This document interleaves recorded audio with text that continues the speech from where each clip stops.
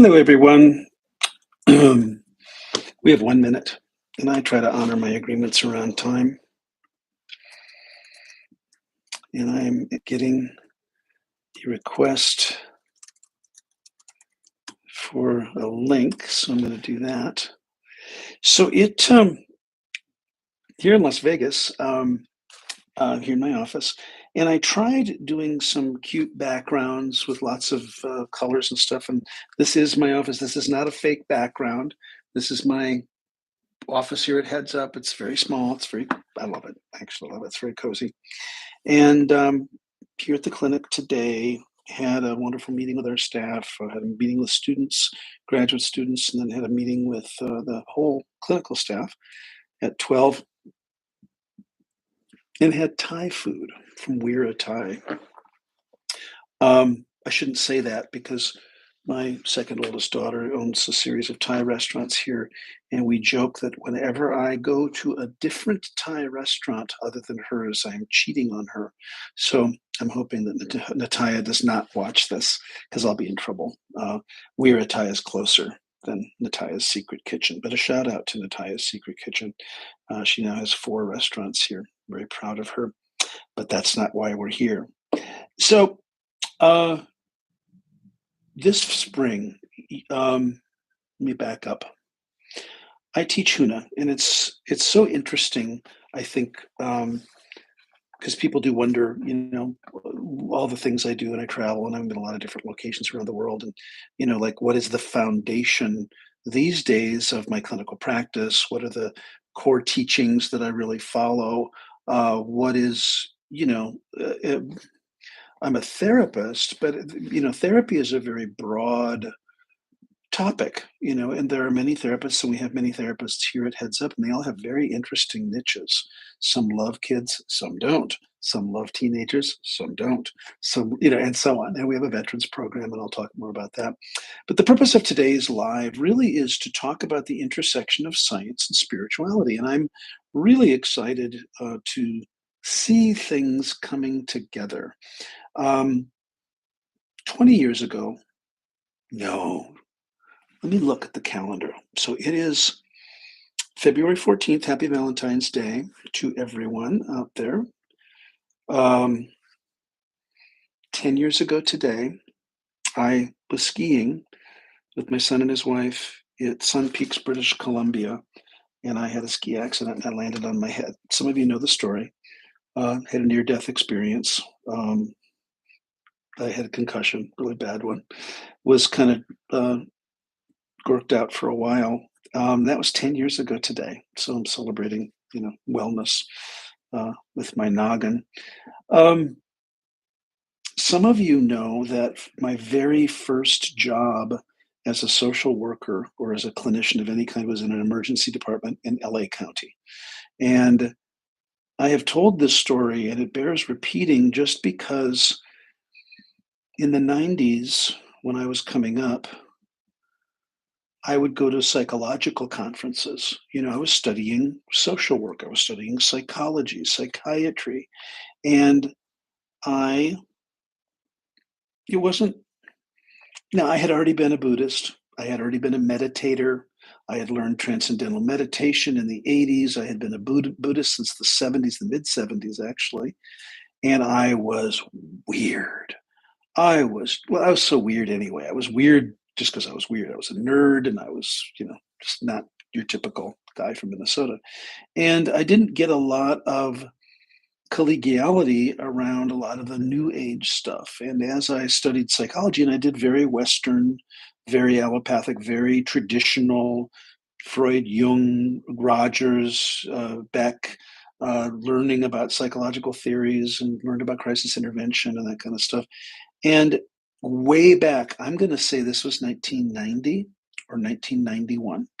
I was a brand new associate. I was not even an intern yet.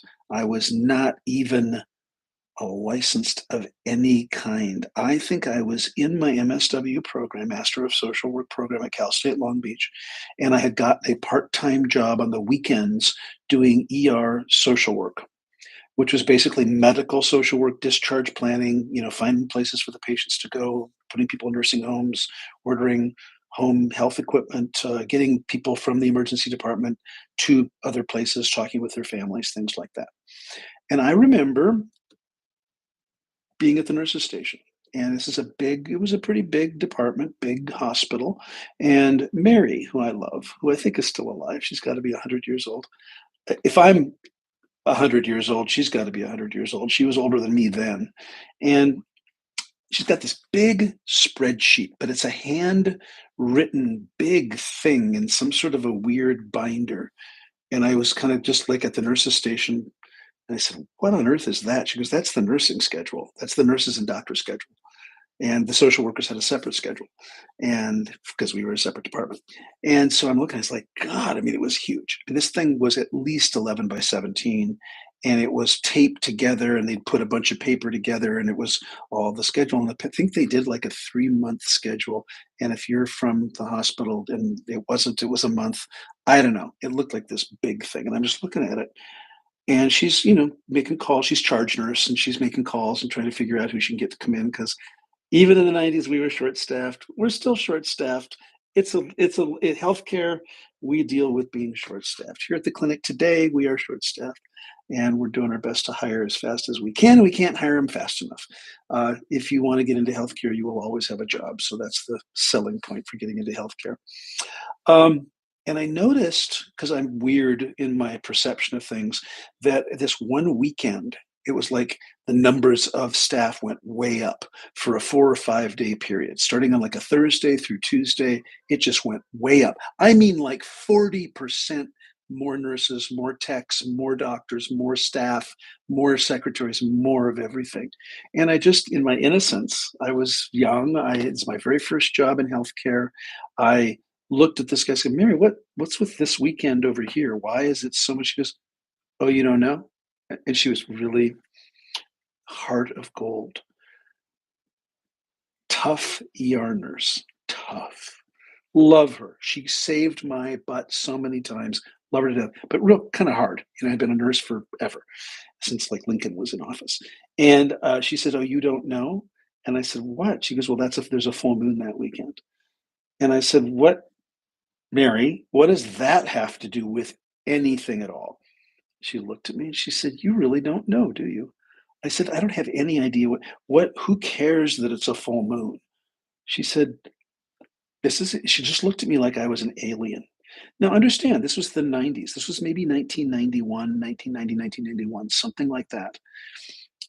I had done very little. I did nothing in the realm of study around all the stuff I'm into now that we're going to talk about today, Huna and hypnosis and NLP and past life regression and all that stuff. I had not done any of it. I don't think I even had started my master's program.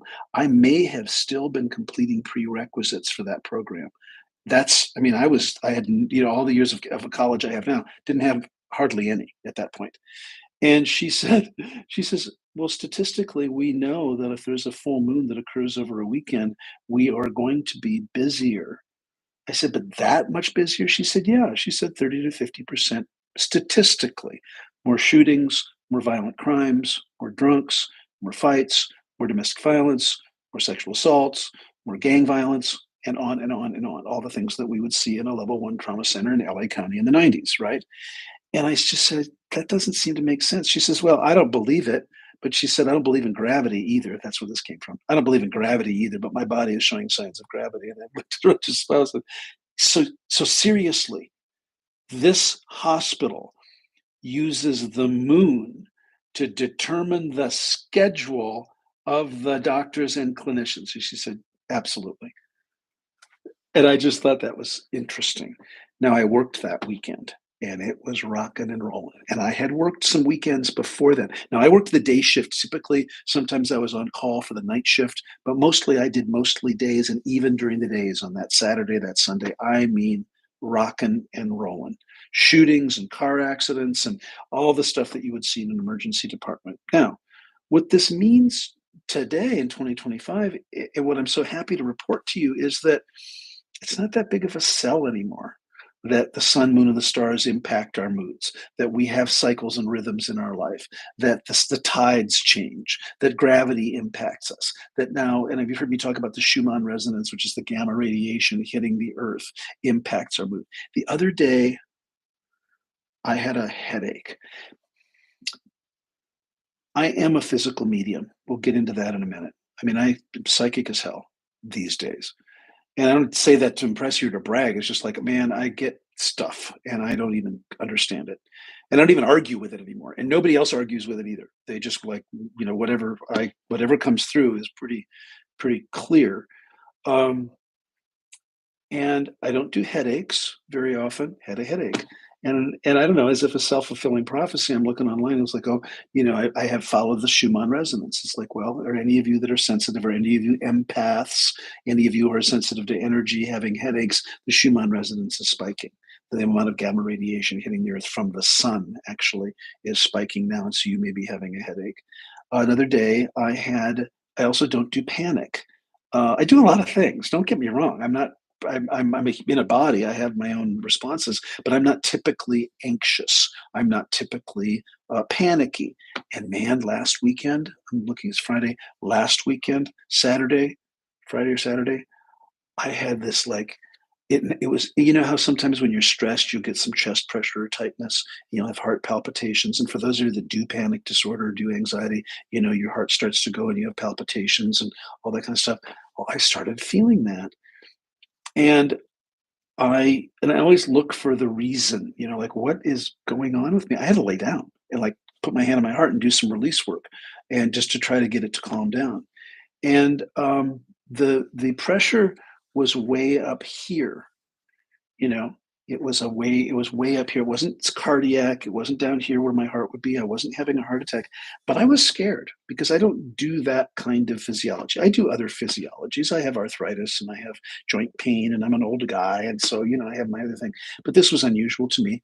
And then of course, found out that there was some astrological configuration, and in all the things that I follow on YouTube, they said, well, it can cause this and it can cause that. Now, my joke is, I want you all to have some things to be able to blame for why you have shitty days. And I say this tongue in cheek. I believe I'm teaching empowerment. And Amber saying that she has had unusual headaches these past few weeks. Me too. And dehydrated. Yeah. And I just lost Amber. I was reading her and she disappeared. Oh, she retracted the message. I'm so sorry. Maybe I wasn't supposed to identify you. I'm saying hello to you, Amber, whether you like it or not, because I love you. Yes. And so sometimes we're sick or we have physiologically, we eat something, that kind of thing. But then other times we are, and I'm in my sphere of people that I work with, both clients and patients and colleagues, I'm hearing that we and many people are being more sensitive to the sun, moon, and the stars, and that they are noticing that certain times of the day, certain times of the month, and post concussive high waves. It talked so. Oh boy, sorry, Amber. Uh, I will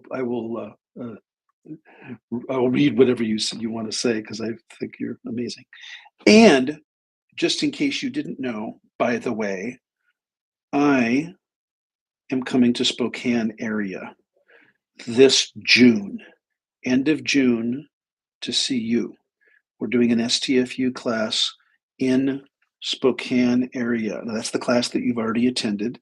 You may join us if you'd like. I don't have an exact location. I think we're looking for that, but I think it's June 28th and 29th. It's on the website. And for those of you that want the website, we'll link it in the description below.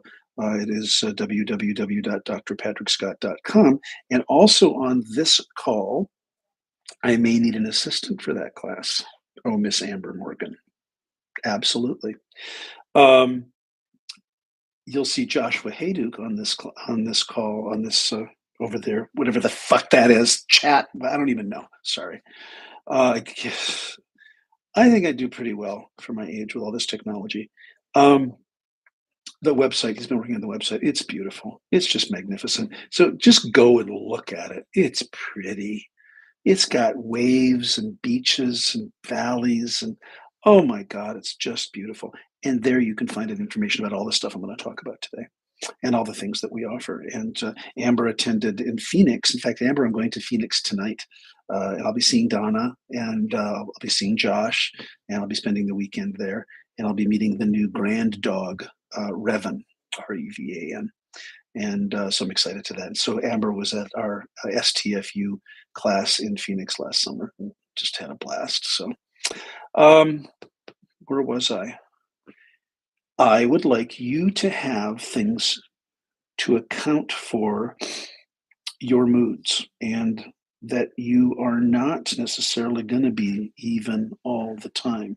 And rather than now, any persistent, pervasive pattern of negativity can lead into depression, panic, anxiety, PTSD, ADHD, and so on.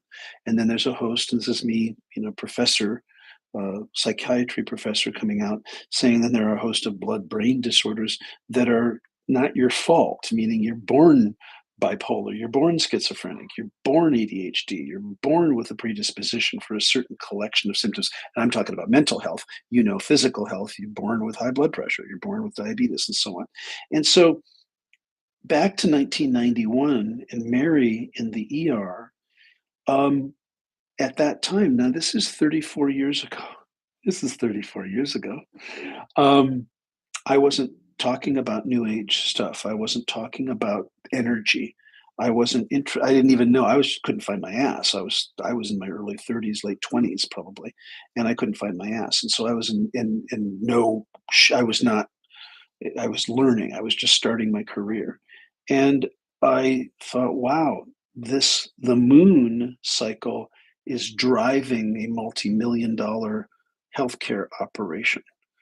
That's really interesting. And I just filed that. And then I did tell you the story that apparently I have a presence, and the doctors, every once in a while, this is a couple of years in, um, as the social worker in an emergency department, there's a number of roles. Of course, there's the physician, obviously, there's nurses, and then there's technicians like nurses or nursing techs, and who do other things, help with vitals and things, medical assistants, unit secretaries, and then there's the social worker. And so in a county type environment, in a trauma center, the social worker does a variety of things, does all the mental health, anything to do with violence, anything to do with death, anything to do with child abuse or sexual assault, the things you would think, any psychiatric admissions, homeless people, homeless resources. And so it was a really cool job, really loved it.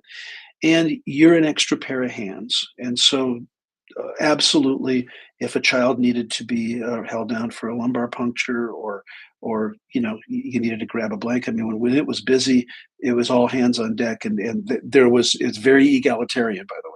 There was none of this, well, I'm a doctor and I don't do this, and I'm a nurse and I don't do that, and you're the social worker, you do that. Everybody's in it. We're all in it together. We all had very specific disciplines. We all knew our stuff, our piece of the pie. But then when it was rocking and rolling, man, if I had to go get somebody coffee or go bring a blanket, or help somebody take a shower, or take a shower, like put them in the hazmat room and let them get help. I mean, I would bathe them, but I mean, help them get to the shower, a homeless person, that kind of thing. Totally okay. And so I noticed that, well, one day a doctor said, one of the techs came and said, Dr. So and so needs you in the pediatric room. And I said, okay, and I wouldn't. It was never a question. I never would say, well, for what? And I'm busy. And it was just like, you just go, you just do it. You're just moving all the time.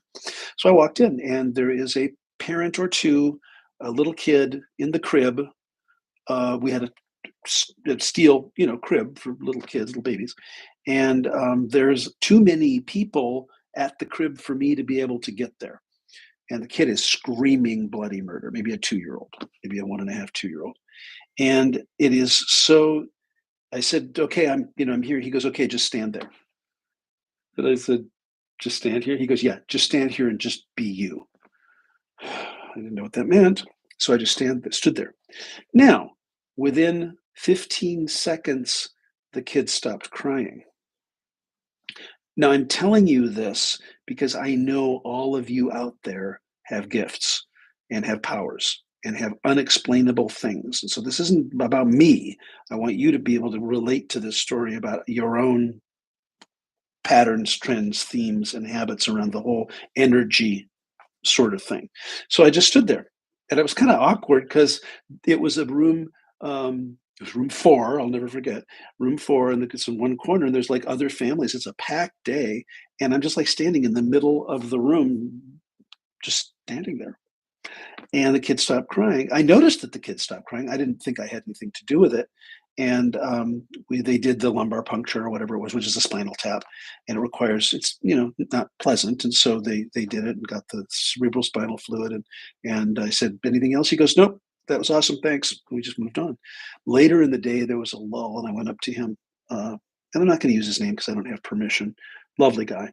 And I said, can I ask you a question? He goes, sure. Well, shoot. And he's charting or he's doing, we're all just busy all the time. And I said, what was that about? He goes, oh, don't you know?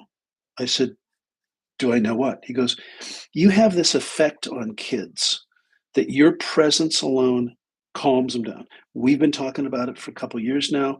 We have a hysterical kid. We have a hysterical teenager. We have a hysterical anyone. You just walk in the room and all of a sudden everything calms down.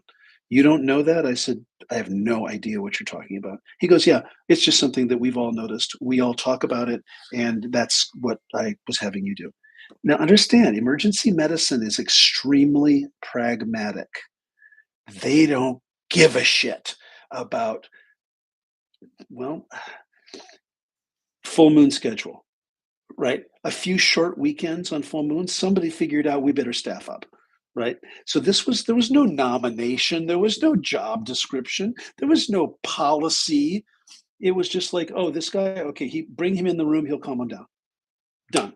And then that was it. And I didn't know that was my role. Now I've noticed since then that I do have a calming presence for many people, and that I can just here at the clinic, I work at a psychiatric clinic, and I am the clinical director, and I'm the kind of head guy here, and we deal with a lot of people who are very upset and agitated. Because I know about my energy, I speak less, I listen more. I'm a large man, and I could be very intimidating. We were talking with the students about the diversity and inclusion idea that most of our people that we work with are of diverse ethnic origin. They're of color, they're in poverty, they are undocumented, and sometimes there's a language barrier.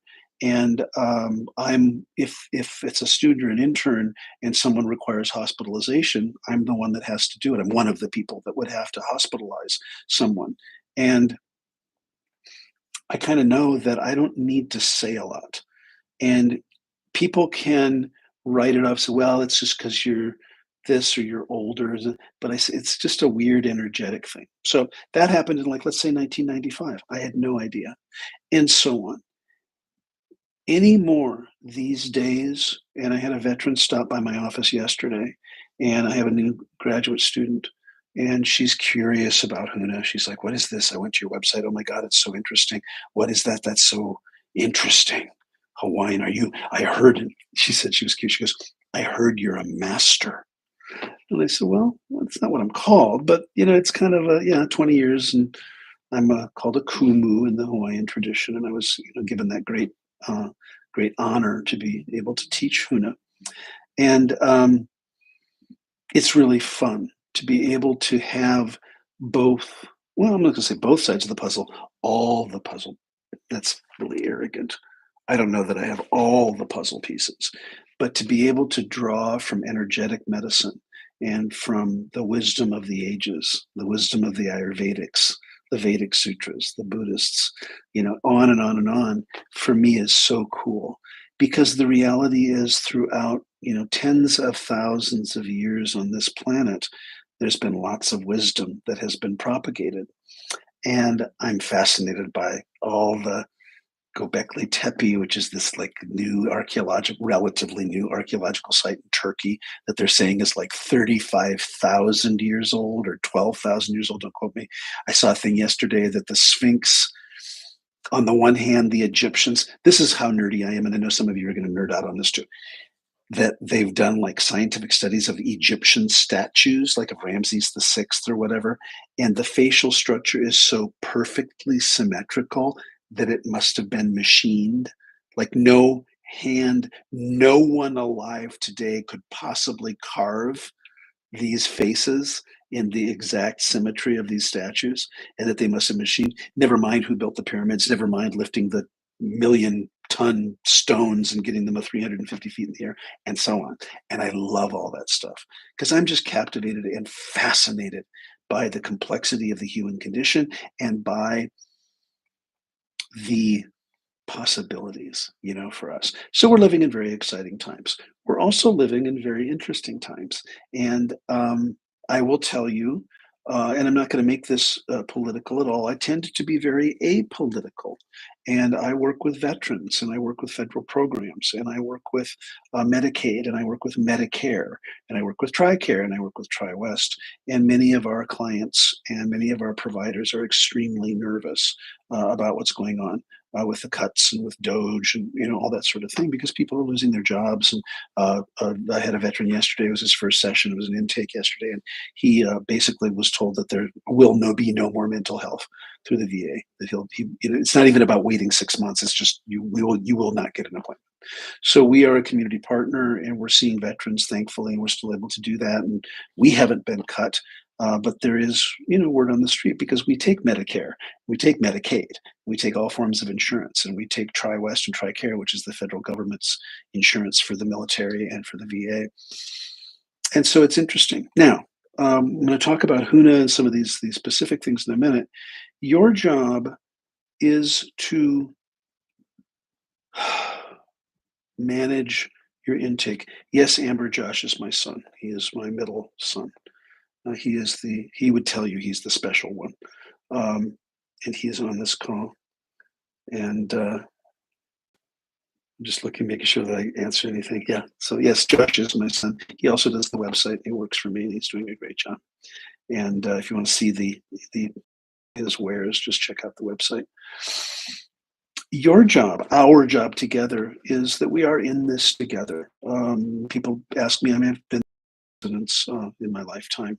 I actually played Richard Nixon back in the 70s in 8th grade, just so you know, and I was not a Republican. I came from a Democratic family, but I was assigned in my 8th grade class to be Richard Nixon. I campaigned like Richard Nixon. I don't know, you can do with that what you want. It's fun. Yeah, there are things going on. So there are the things you can control directly, and then there are the things you can influence somewhat indirectly, and then there are those things that are beyond you.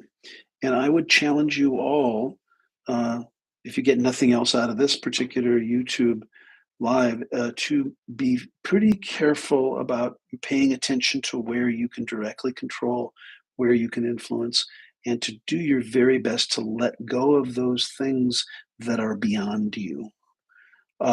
Because it's not going to. Well, Amber's asking if I killed Kennedy. I did not. And I don't know where Jimmy Hoffa is buried.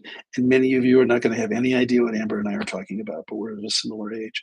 I do not know where Jimmy Hoffa is buried. I did not kill Kennedy, nor did I kill Abraham Lincoln. I haven't killed anybody. But it's funny. I joke that I'm so old that, Lincoln was in office when I went to school. And it's fun. It's fun to play. So your job is to really manage what you take in. And I have noticed in my feed, and I was just watching the news right before this live, that most people don't get their news from news sources anymore. They get it from YouTube, from X, from what used to be called Twitter, from Facebook, from random things that come in there scrolling. I have a client now, a new client. She's really great, and she calls it doom scrolling. Like she's upset with what's going on. She works for the federal government, and she's upset and concerned that she is going to lose her job. And I said, well, how are you coping? And she said, I'm doom scrolling. I said, define doom scrolling. And she says, oh, just kind of wallowing in it, looking for every piece of evidence that the world is coming to an end, And then she says, and I realize it's not helping, and I just make myself crazy over it, but it's like I can't look away, and I keep scrolling and scrolling and scrolling. So our agreement in therapy is that she's going to minimize the doom scrolling and the catastrophizing that the world's in fact coming to an end. But I don't know about you. I've been seeing, and this is a couple things. Um, you need to be careful what you're letting in terms of um, media content. I don't know what you call it, just anything that you're letting in. And number two, I don't know anymore what's real. And this is coming from me. I'm a scientist. I've done research. I've published. I have a PhD. I don't know anymore what's real. And I'm not even saying that skeptically or suspiciously. There's always been propaganda. There's always been hype and spin, right? The spin doctors. How are we going to spin this? But I think it's become a new art form. Um, for example, pretty much the week of the new administration in my YouTube, I have two YouTube accounts. I have this one, which is the Dr. Patrick Scott account, and then I have a personal account. And those of us that are professionals typically have a personal Facebook account and a professional Facebook account, and so on. We have to keep it separate. We have to keep our personal lives separate from our professional lives. This is me as a person teaching you, and so this is my professional page. And I noticed on both pages, pretty much on the day of the inauguration, all of a sudden, and I'm just going to throw some of the headlines out, and you can do with it what you will. China is on the verge of collapse. Israel is on the verge of collapse. Russia is on the verge of collapse. Taiwan is on the verge of collapse. North Korea is on the verge of collapse. The global economy is on the verge of collapse, and on and on and on and on. The U.S. is on the verge of collapse. Collapse, collapse, collapse, collapse, collapse. It wasn't literal words, the world is coming to an end, but even the astrologers were saying things like, this is a time unlike the last 26,000 years. Gloom and doom, and oh my gosh, the sky is falling. And I started looking at some of those videos. Now, some of them were newsy, meaning they looked legit, but I don't anymore. And I'm sorry, I'm really not a paranoid person. I really am not. I'm pretty accepting, but I don't really know who or what to trust anymore. And so I do use my gut. I do use my intuition. And if it doesn't feel right, it's probably not right. I'm not putting my head in the sand. I'm not ignoring what's going on in the world. I never have, but I've also never really let it guide my ship, if you will. So let's talk about some of these, the intersection of science and spirituality. What I'm pleased to report is that science is validating statistically and scientifically what ancient texts have said for thousands of years. So you can pick your genre, pick your religion, pick your sutra, pick anything. The Bible, the Quran, the Talmud, the Vedic sutras, the Lotus Sutra, on and on and on. The Hawaiian chants that I do, the Kumulipo. I don't do the Kumulipo, sorry. Somebody's going to see that and go, you chant the Kumulipo? It's like a 4-hour chant. I don't. It's the Hawaiian creation chant. There's only like one recording of it that's in the Bishop Museum in Honolulu, but I digress. Look at your indigenous population. Look at the text or the teachings from that population, and we are seeing the validation in quantum physics, quantum mechanics, string theory, chaos theory of lots of these ideas. I saw a thing this week. Brian Cox is a scientist. I believe he's a physicist or an astrophysicist. I may be wrong. He's some sort of a super duper smart guy, British. He said that in 1916, I just love these things. I love these stories. This is just such a great story, so listen carefully.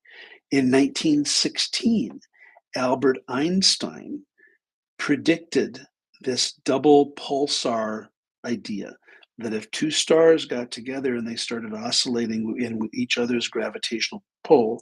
Now, I'm not an astrophysicist, so you're going to have to forgive me if I don't get it exactly right. Bottom line is, he said that he could quantify something down to the, I don't even know, seconds or whatever. And he said when they start oscillating in each other's gravitational force, he could predict how quickly they would start to get into entrainment with each other, something like that. And of course, the scientists of the day laughed at him and just said, "Well, how could you possibly know that?" And in like 2019, it was proven. It was proven 103 years later that what Einstein theorized with his mathematical equations has actually been proven by quantum physics and by astrophysics and so on. And I love that stuff. And that's what's going on the planet right now.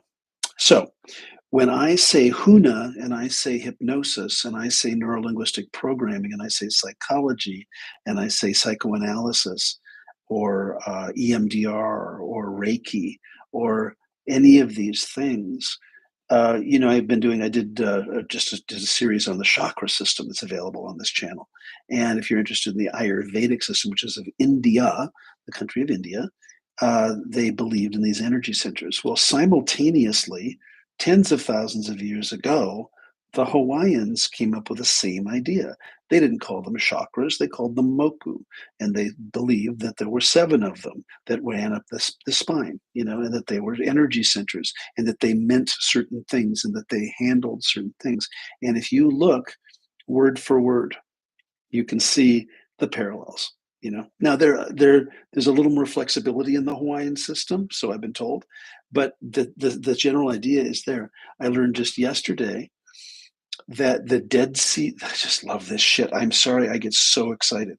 The Dead Sea Scrolls, which were discovered, like I think in the 70s, have the book of Exodus in them from the Bible, the book of Exodus. If you know anything about Christianity, I'm not Christian, but I know that there's a book called Exodus.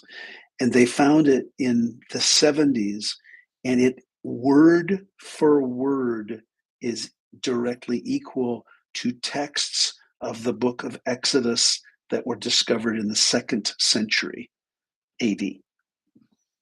I just think that's cool. I don't know. Call me crazy. I get excited.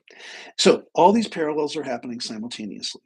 Hawaii, and the reason why I study Huna is that Hawaii has been isolated and the most isolated for really until the mid 1700s, late 1700s. When Captain Cook landed on the Big Island, 1776 or so, about the time the United States was becoming a nation.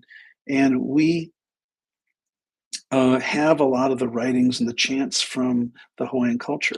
If I look at the Lotus Sutra or the studies of Buddhism or the Buddhism of Nichiren Daishonin, which is true Buddhism that I've studied, we have the actual writings from the 12th century, from the 13th century.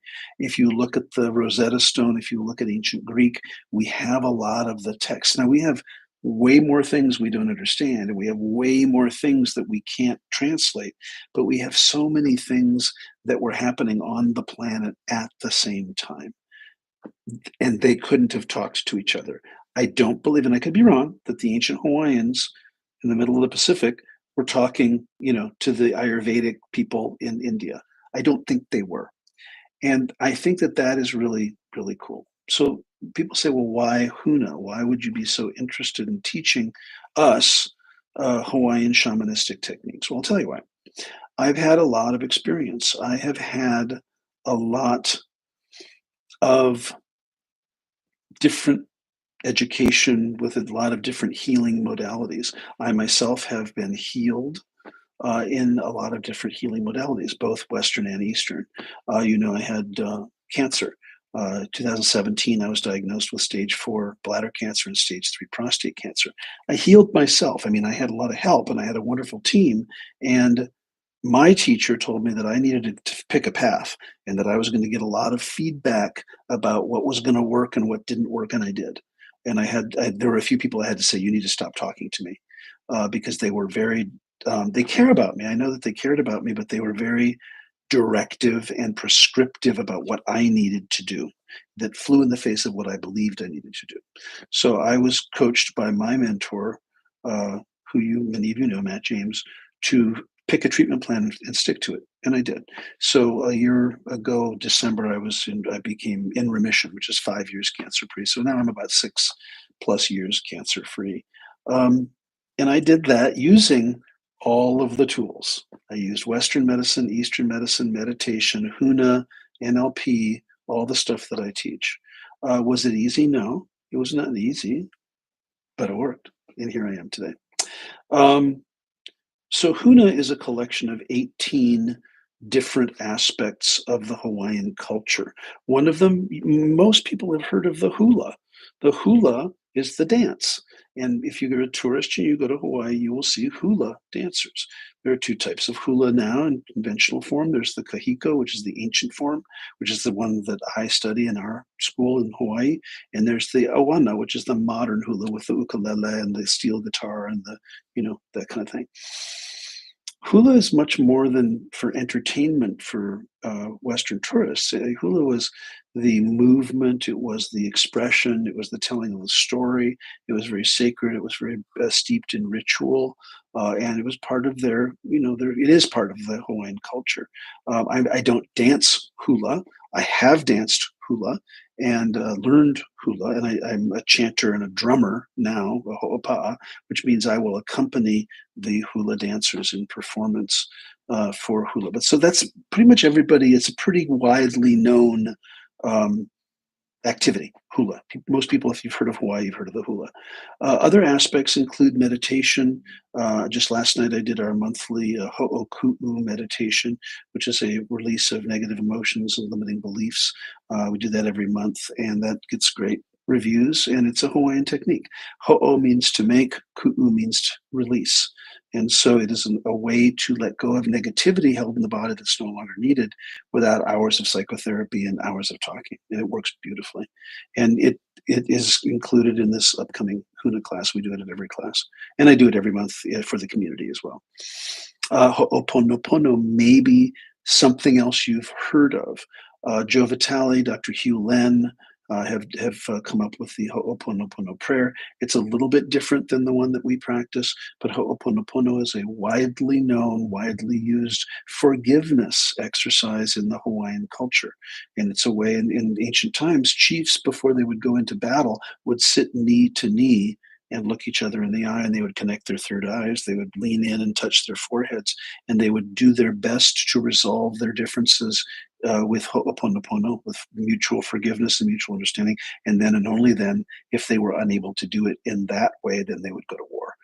Now, make no mistake, the Hawaiians were warlike. They fought. They had battles with each other.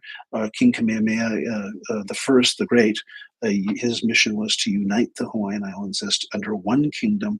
For most of its recorded history that we are aware of, there were actually three kingdoms. And some things I've read said that there were four or five, and I'm not going to split hairs here, but that when Captain Cook landed, I still think that there were, because I don't think it was until the 1800s that he unified. So even when Captain Cook landed on the Big Island, there were still multiple kingdoms, meaning there was the Keawe clan, there was the Maui clan, and others, that were doing their things separately. So Ho'oponopono is a forgiveness exercise, very powerful. You'll learn that at level 1 Huna. Is numerology in Huna. There is symbology. And so just like Reiki, there's a whole list and a host of 36 symbols that you get initiated into over the course of your Huna study, where you can use for healing. And if many, many Reiki practitioners come to Hawaii or study with me here in Las Vegas to learn these symbols, and they're very powerful and they're really cool. You get spirit guides assigned to you. And I know I'm not going to even apologize for it. At level 2, you get spirit guides assigned to you. You learn how to do elementals, which is how to actually place an energy into a space. You learn how to do room clearings. At the upper levels, you learn how to do, for lack of a better term, exorcisms. I did one the other day on a veteran. And I'm not going to apologize or make excuses or say, oh, you may not believe in this. I'm done.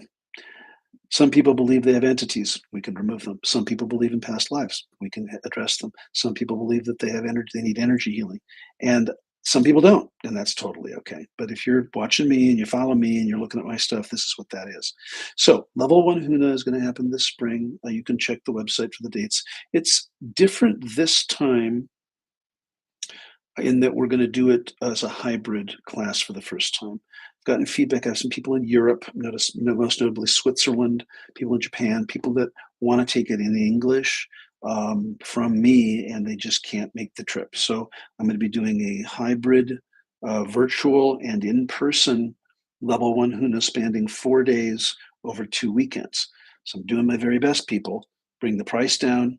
You can do it virtually on the weekend, Saturday, Sunday, so you don't have to take off work if you work. And so it is, and I don't have the dates off the top of my head. It's in April, May, I think. 2 days, first weekend, right? A lot of meditation, a lot of release work, a lot of connection with the elements, connection with you. I'll facilitate some outdoor activities in terms of giving you assignments wherever you are in the world to connect with nature. You'll make an elemental. You'll learn your symbols. You'll learn chanting. You'll learn vibrational medicine. You'll learn how to connect and do one-on-one healing with the elements, using the elements. You will learn how to do ho'oponopono for yourself, how to do ho'oku for yourself. You will learn lots of those things. And level one is primarily for yourself, for your own healing, for your own edification. It is not meant to be practiced on others, if you will. Then in later May, we are having a level two class, which is only in person, and that's a 5-day workshop, and that's at Mount Charleston here in Las Vegas. And that is, you must have taken level one somewhere. The only places that are offered right now are Japan, Hawaii, San Diego, Las Vegas, UK. So those are the places where you might have done level one. You can join me for level two, end of May. And that's a 5-day in-person workshop where you will build on what you learned. The purpose of level two is to take your knowledge of your own self-healing and then use with one other person. So if you're a practitioner, you work with individuals, you do healing, you're a light worker. The level two class is specifically geared for you in terms of helping others release baggage, helping others connect with their spirit. There are additional symbols you get. You get these spirit guides called Vaiku, and it's a really great thing. Now, so far, our school in Hawaii, I will be the first level two outside of well, that's not true. Kumu Matt, who is our kind of head teacher, went to Japan and has conducted 2 level 2 trainings in Japan. But no one else other than Matt has done this. So that I will be the first Kumu to teach level 2 on the mainland, anywhere but Hawaii. And then many students like to continue and to go on to levels 3 and 4, which are upper level classes with the advanced depossession, the exorcism kinds of things, a lot of upper level sorts of things, higher level learning, higher level training, higher level healing. And for people that want to work with groups and want to do, those kinds of things, that's a higher level sort of thing. And level 3 and above must be done in Hawaii so far. No, level 3 is not being offered anywhere else other than Hawaii. So that's Huna. I encourage you to avail yourself. Check out the website, drpatrickscott.com. And then also this spring, we have our STFU class, which means shut the fuck up. And it's really, it uses some Huna tools. It's a 2-day workshop. And it uses, it's intended to help you enhance and get in touch with your intuitive awareness, your psychic abilities, and really helps you kind of corral if you are somebody that's really wide open to energy and want to kind of contain it. We teach you how to do that. If you feel like you're a brick and you'd like to be more intuitive, we teach you how to do that. And there's a lot of really cool skills and tools in that class. The 2 other offerings that are ongoing, we have the ILS Masterclass, which is for advanced practitioners. That's on the website as well. And if you are a practitioner in the healing arts, if you have never studied with me, but you believe that you would qualify for the masterclass, just set up a free consultation appointment with me. If you're a Reiki master or an acupuncturist or a chiropractor or a physician or somebody you really want to up your game in terms of employing more energetic medicine and vibrational medicine, just get on my calendar and we'll have a conversation. The only reason I ask that is that it is pretty much a Huna student like advanced Huna students. So if you haven't done any Huna or no NLP, if you're a psychic or an intuitive, just talk to me and we'll kind of have a conversation. I wouldn't want you to be lost if you joined the masterclass. That happens monthly. And then, as I mentioned before, our monthly Ho'oku'u webinar, I just did it last night. And that's fun. It's an online anonymous webinar where you can release baggage. And we had people from all over the world last night tuning in 5:30 on a Thursday once a month to let go of their negativity baggage. And that was really, really a lot of fun. And I think that's enough. Let me check the chat, see if there's any questions. I'm looking at Joshua, I'm looking at Amber. I did not kill Kennedy. We've established that. Theoretical. Brian Cox is a theoretical physicist. Thank you. And we talk about the Gnostic Gospels. Okay. And from the Law of the Sphinx. And what do you call those spirit warriors then come down to the past? Avaiku, Amber. So it's AWAIKU, and these are created for you at the level 2 training. We do a very sacred ritual where they are manifested and created for you. And they are of the light, they have heart, and there is no karmic payback. And they serve as protection guides that will help you on your path, guides for strength, guides for safety, and that kind of thing. Yeah, if I could, exactly. So that's great. All right, you people, I appreciate your time and attention. In the Hawaiian tradition, I'm going to end today by saying a few phrases and tell you what they mean. And it's sort of a way to conclude class in a respectful manner. The first is malamapono. Malamapono means that we all stand in righteousness. Aloha keakua, which means lead with love. Let love be your shield. Aloha kekahi I kekahi, which means love one another, cherish one another. And finally, because the Hawaiians had no word for goodbye. They just didn't have one. We say that aloha, and we say aloha means goodbye and hello, but there really was no linguistic way to say goodbye in Hawaiian because they believe in a spiritual sense we will always encounter one another on the path on some plane of existence. So I will say a hui ho. Hui means a group, and we are a group, a family, a community, and ho means again. To say a hui ho means we will meet again on some plane of existence very, very soon. So love you all. Class dismissed.